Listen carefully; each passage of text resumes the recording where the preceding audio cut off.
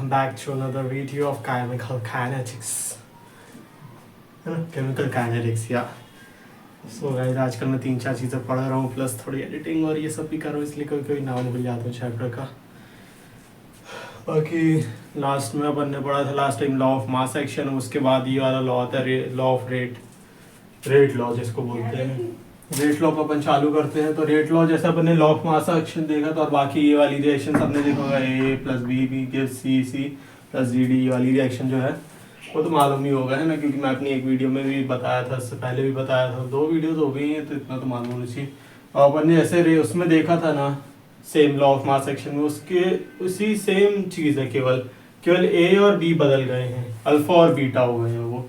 तो law of rate action क्या कहता है, लॉ ऑफ रेट एक्शन कहता है कि अपना रेट ऑफ रिएक्शन जो है वो डायरेक्टली प्रोपोर्शनल है ए टू पावर ए अल्फा और बी टू पावर बीटा. अब ये कॉन्सेंट्रेशन ऑफ ए की पावर अल्फा और कॉन्सेंट्रेशन ऑफ बी की पावर बीटा ये सब बोल सकता हूँ मैं, लेकिन उतना मेरे को मतलब नहीं है इस बोलने का. और फिर अपन जैसे ही वो हटाते हैं तो डायरेक्टली प्रोपोर्शनल का साइन, तो अपने यहाँ पे आ जाता है इक्वल्स टू का साइन और फिर एक कांस्टेंट आ जाता है ना. तो इसमें अपना कांस्टेंट है के मतलब क्या, रेट कांस्टेंट बोल देते हैं इसमें डायरेक्ट, है ना इसको अपन. और प्रोपोर्शनैलिटी कांस्टेंट तो बोलते ही हैं हर जगह पे, तो वो भी बोल सकते हो. और बाकी ये है कि अपना ए की पावर अल्फा बी की पावर बीटा, ये हो गया अपनी इसकी क्या इक्वेशन, और रेट लॉ की इक्वेशन ये बोल सकते हो. अब रेट लॉ में क्या है, अल्फा क्या है, अल्फा है अपना order of reaction with respect to A, और बीटा क्या है order of reaction with respect to B. तो ये है ए और बी. और अल्फा प्लस बीटा टोटल क्या देता है, अल्फा प्लस बीटा वो है टोटल ऑर्डर ऑफ रिएक्शन, है ना. और alpha can be equal to A और can not be equal to A, और beta can be equal to B और can not be equal to B. ये दोनों चीज़ें हो सकती है, दोनों कंडीशन हो सकती है कि आप तो वो इक्वल हो या नहीं हो, वो उसके ऊपर है. और फिर उसके बाद अपन का ये डिफरेंस आ जाता है, ये इंपॉर्टेंट डिफरेंस है अपना मॉलिक्यूलैरिटी और ऑर्डर ऑफ रिएक्शन. ये कभी कभी पूछ लेता है डिफरेंस बिटवीन वाले क्वेश्चंस में, लेकिन अब क्या है बता ही देता हूँ, है ना, पढ़ लेना और क्या. तो ये अपना मॉलिक्यूलैरिटी और या फिर पता भी होना चाहिए दोनों के बीच में डिफरेंस क्या है ना, मॉलिक्यूलैरिटी और ऑर्डर ऑफ रिएक्शन के बीच में. तो पहला पॉइंट क्या है अपना मॉलिक्यूलैरिटी में, number of reactant participate in reaction. Molecularity क्या है, नंबर ऑफ रिएक्टेंट्स जितने जो पार्टिसिपेट कर रहे हैं उसको मॉलिक्यूलैरिटी बोल दिया जाएगा. और फिर उसके बाद अपना ये क्या होगा, ऑर्डर ऑफ रिएक्शन का पहला पॉइंट क्या है, number of reactants whose concentration changes during the reaction, यानी कॉन्सेंट्रेशन चेंज हो रही है उनको ऑर्डर ऑफ रिएक्शन बोला जाएगा, है ना. अब क्या है, ये मॉलिक्यूलैरिटी है जो है वो एक थ्योरेटिकल टर्म है और ऑर्डर ऑफ रिएक्शन एक एक्सपेरिमेंटल टर्म है. और मॉलिक्यूलैरिटी हमेशा एक होल नंबर रहेगी, जैसे 1 2 3 4 5 6 7 8. और ये जो ऑर्डर ऑफ रिएक्शन वो फ्रैक्शनल भी हो सकते हैं, जैसे कि 1/2 2/3 3/4 5/6 ऐसे ऐसे. और मॉलिक्यूलैरिटी कभी जीरो नहीं हो सकती और ऑर्डर ऑफ रिएक्शन जीरो हो सकता है, बहुत मुश्किल केसेस में होगा लेकिन हो सकता है. ये कभी जीरो नहीं मिलेगी आपकी मॉलिक्यूलैरिटी आपको, है ना,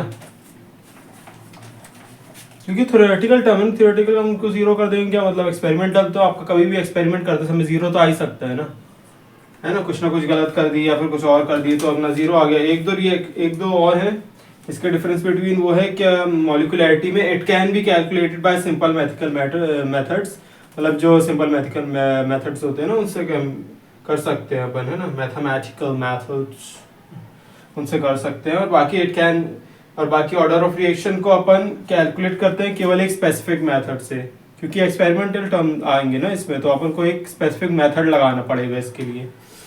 और बाकी molecularity does not give any information about reaction mechanism. जो मॉलिक्यूलैरिटी है वो रिएक्शन मैकेनिज्म के बारे में कुछ नहीं बताती है, लेकिन जो अपना वो है ऑर्डर ऑफ रिएक्शन वो बता देता है. सिंपल है, वही ये नहीं बता रहा तो दूसरा बता दिया. डिफरेंस बिटवीन में 1-2 पॉइंट्स ऐसे लिखने पड़ते हैं जो आपको एक जगह लिखे नहीं है एक जगह लिखे है वगैरह वगैरह, तो उससे मार्क्स मिल जाते हैं अपन को, है ना. तो molecularity it is the sum of exponents of on concentration, मतलब कॉन्सेंट्रेशन के एक्सपोनेंट्स का सम है. और इट इज द, और फिर अपन उसके ऑर्डर ऑफ रिएक्शन लेंगे, it is the sum of exponents on the concentration term in rate law. और ये रेट लॉ के लिए ये 1 मिनट वाला पॉइंट लिख दिया जाए, है ना, ये रेट लॉ है, नहीं सॉरी ये अपना ये आएगा अपना law of mass action, law of mass action,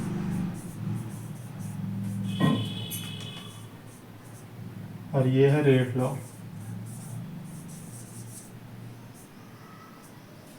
है ना। ये एक मेजर डिफरेंस है ना। तो क्या पॉइंट बोला था मैंने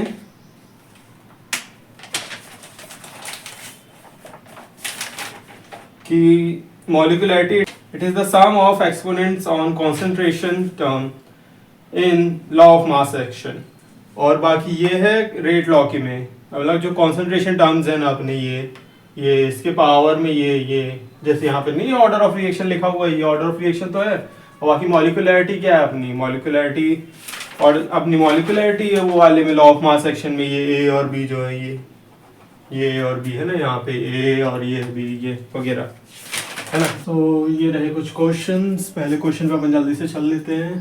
तो ये है पहला क्वेश्चन, ये है दूसरा, ये तीसरा और ये चौथा है ना। तो ये पहले क्वेश्चन में अपन जैसे देख रहे हैं आर जो है आर की इक्वेशन दी हुई है, तो ये क्वेश्चन मैं पढ़ जाता हूँ। पहले ये दी हुआ इक्वेशन, उसके बाद what will be the order of reaction with respect to each reactant and total order of reaction. अब ऑर्डर ऑफ रिएक्शन क्या है with respect to each reactant, जैसे कि ए बी और सी इनके रिस्पेक्ट में ऑर्डर ऑफ रिएक्शन क्या है। तो ऑर्डर ऑफ रिएक्शन क्या होता है, एक ये जैसे अल्फा, इसमें अल्फा ये मान लो ये है अल्फा, ये है बीटा और ये गामा मान लो इसको, है ना। तो एक के रिएक्शन जैसा अपन अभी देखे ना ये वाली इक्वेशन में ऑर्डर ऑफ रिएक्शन की, और बाकी डिफरेंस भी देखे, रेट लॉ देखे, तो उससे पता चल गया अपन को कि अल्फा ऑर्डर ऑफ रिएक्शन है। तो order of reaction of A 2 आएगा अपना, order of reaction of B 1/2 हो गया, और order of reaction of C तो 0 ही है क्योंकि वहां पे दिया हुआ है ना। तो जो ये डब्बे के ऊपर जो भी है ना ये अपना ऑर्डर ऑफ रिएक्शन है, ये मान लो सिंपल है ना।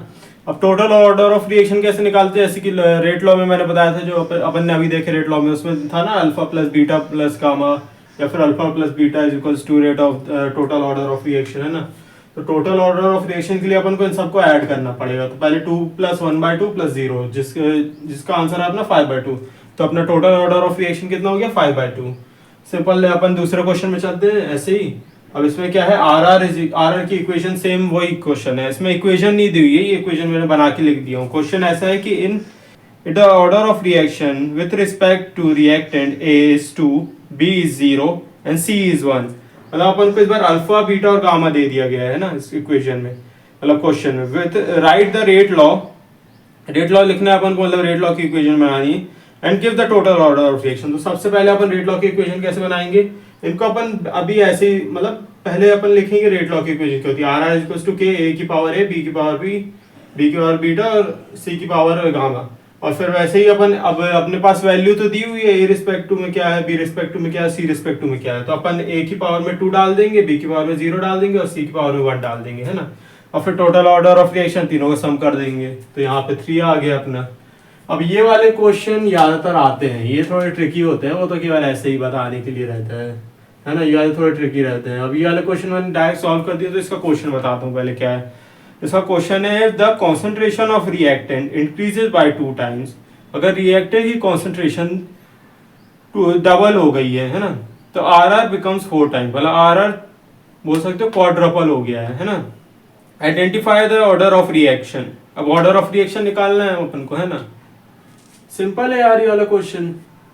एन की क्या वैल्यू है ये निकालना है अपन को। अपन इसमें क्या एज्यूम कर लेते हैं सबसे पहली वाली इक्वेशन में कि आर इज इक्वल टू के ए की पावर एन है। अब ए क्या है, ए में अपना ए है प्रोडक्ट यहाँ पे, और एन है अपना क्या ऑर्डर ऑफ रिएक्शन यहाँ पे, है ना। तो अपन को क्या बोला गया, ये पहले एक सिंपल इक्वेशन लिख लिया, फिर उसके बाद अपन क्या करते हैं, इसका मेथड यही है, ये बहुत इजी मेथड है ना। तो ये याद रखना, पहले आर इज इक्वल टू के ए की पावर एन लिख लिया अपन ने, बेसिक रेट लॉ इक्वेशन। फिर उसके बाद अपन इसकी कंडीशन के हिसाब से लिखेंगे। अगर आर 4 टाइम हो गया तो अपना कॉन्सेंट्रेशन ऑफ रिएक्टेंट डबल हो जाएगा, या फिर double of concentration of reaction तो आर 4 बार हो जाएगा, मतलब क्वाड्रपल हो जाएगा। ये अपन ने दूसरी इक्वेशन बना ली। अब क्या करेंगे, अपन दोनों को डिवाइड कर देंगे, सेकंड इक्वेशन को फर्स्ट इक्वेशन से डिवाइड कर दिया अपन ने, है ना। तो ये अपने डिवाइड करें इन लोग को। अब डिवाइड करने के बाद क्या होगा, आर से आर कट जाएगा, के की पावर यहाँ से बाहर आके ये 2 की पावर एन हो जाएगा, है ना। ये 2 की पावर n हो गया, यहाँ पे वो वाले रूल्स लगेंगे, a की power n is equal to b की पावर n वाले रूल्स जो रहते हैं ना, वो सब रूल्स लगेंगे। अब 4 इज इक्वल टू 2 की पावर n, अपन 4 को कैसे लिख सकते हैं, 2 का स्क्वायर लिख सकते हैं 4 को, है ना।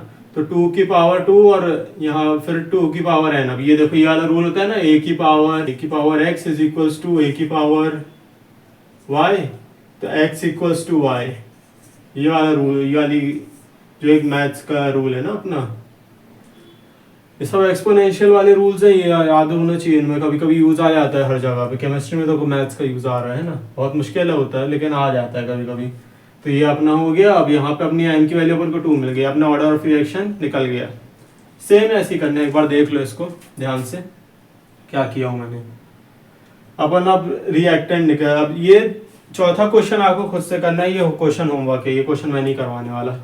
ये क्वेश्चन सेम वही है, इसको लिख देता हूँ मैं HW। अब इसमें मैंने यहाँ पे आपको वैल्यू दे दिया हूँ ऑर्डर ऑफ रिएक्शन की, 3 आ रहा है, और ये सेम लिख भी दिया हूँ कि ये प्रोडक्ट है और ये ऑर्डर ऑफ रिएक्शन। आपको बस क्या करना है, क्वेश्चन को देखना है। If reactant increases by 3 times RR becomes 27 times. Simple है यार, ऐसे ही क्वेश्चन है सेम, बस वैल्यू चेंज हो गई है ना। If the concentration of reactant increases by 3 times, ये है असली क्वेश्चन, हाँ, rate of reaction becomes 27 times, identify the order, simple, यही करना है अपन को, है ना। एक और क्वेश्चन है, वो मैं इसी पढ़ दे रहा हूँ। The volume of vessel is half, the RR becomes double, identify the order। अगर वॉल्यूम हाफ हो जाती है तो RR डबल हो जाता है। सिंपल क्वेश्चन है, सिंपल, सेम क्वेश्चन है, बिल्कुल सेम क्वेश्चन है। यहाँ पे वॉल्यूम आपको सुन के कोई घबराना नहीं है, सेम चीज़ें करनी है। RR लिखना है, कॉन्सेंट्रेशन लिखना है, और फिर बाकी उसका n आएगा, n इज इक्वल्स टू 1 वाले क्वेश्चन का। तो सब ये 2 क्वेश्चन मैं होमवर्क दे रहा हूँ, ये कर लेना, और बाकी इसके बाद अपन चालू करेंगे नेक्स्ट चीज़ें, है ना। जब तक के लिए अपन मिलते हैं नेक्स्ट वीडियो में, और आप लोग तैयार रहना। तब तक के लिए जय हिंद, जय भारत, बाय।